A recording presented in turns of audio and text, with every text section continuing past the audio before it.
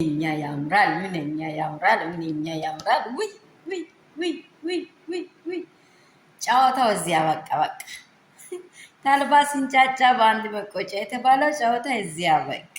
ሩትዬ የኔ ጠንበለል እውነት እውነት እውነት ያንቺ ደስታ ቀንና ሌሊት የናፈኩትን እንኳን አደረሰሽ። እንኳን በድጋሚ የሩትዬን ፋሚሊዎች ሁላችሁንም እንኳን አደረሳችሁ። ይሄ ደስታ የማይደበቅ ደስታ፣ እችን ቀን እውነተኛዋን ቀን የጠበቅናትን ቀን ትክክለኛዋን ቀን አገኝተናል። እውነት ከእግዚአብሔር ይሁን ይሄ ነገር። እኔ እስከ መጨረሻ የምለው ወይንም ጥያቄ ከእግዚአብሔር ይሁን።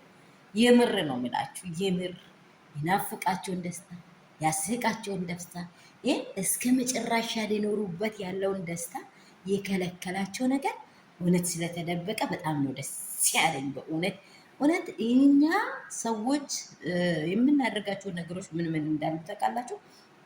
በነገር ሁሉ ላይ ሁሌ ጊዜ ወደፊት የሄደ ነገር ወዲያ ላይ ይመለሳል። የቸኮለ ጅብ ቀንድ ይነክሳል ይባላል የሀገራችን ሰዎች። ለምን ሁል ጊዜ መቸኮል መልካም አይደለም። ስንቸኮል ምንም ይዞ ይመጣል ብሎ ማሰብ አለብን። አንዳንዴ ወንዶች ሁሉንም ነገር ያደርጋሉ፣ አያደርጉም አይደለም። ሴቶችም ደግሞ ሁሉንም ነገር እናደርጋለን፣ እንሳሳታለን። ስህተት ያለ ነው።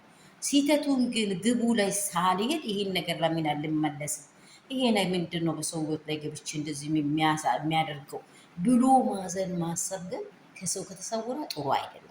ሰላም ሰላም ቤተሰብ እንደምን አላችሁ? ሁሉ ሰላም፣ ሁሉ መልካም ነው ወይ? የሩትዬን ደስታ አይታችሁ በዚህ ደስታ ላይ ፍልቅልቅ እያላችሁ ያላችሁ ውድና እንቁ የሆናችሁ ቤተሰቦቼ እንኳን ደስ አላችሁ። ሰላማችሁ በክርስቶስ ትርፍርፍ ብዝዝት ይበልላችሁ። ያላችሁበት ስፍራ ሰላም ይብዛላችሁ። የእውነተኛ የፍቅር ጊዜ ደርሰናል። እውነት እውነት በጣም ደስ ብሎኛል። በጣም ነው ደስ ያለኝ። ሰሞኑን ግን እኔ ቪዲዮ እየሰራው አይደለም፣ ምክንያቱም በጣም ቢዚ ነኝ። ሰዎች ቤት እየሰሩ ስለሆነ በጣም ቢዚ ሆኜ ነው። በጣም ሶሪ። ያላችሁበት ስፍራ ደግሞ ሰላማችሁ ብዝት ይበል፣ ፍቅር ይጨምር። እንደዚህ ያለ ትግል ውስጥ ያላችሁ ደግሞ የራሳችሁ የሆነ ለተፈጠራችሁት ዓላማ መኖር ይሁንላችሁ። ከክፉ መንገድ ተመለሱ ነው የሚለው። እርቅ ፈጥራችሁ ወደ ህይወታችሁ የሚያስፈልገውን ሰው አስገብታችሁ በደስታ ኖሩ ነው የሚለው። ደግሞ ይታችንም እግዚአብሔር በትክክለኛ መንገድ ላይ ይምራት። ሴት እህት ናት፣ እንድትጎዳ እኛ አንፈልግም።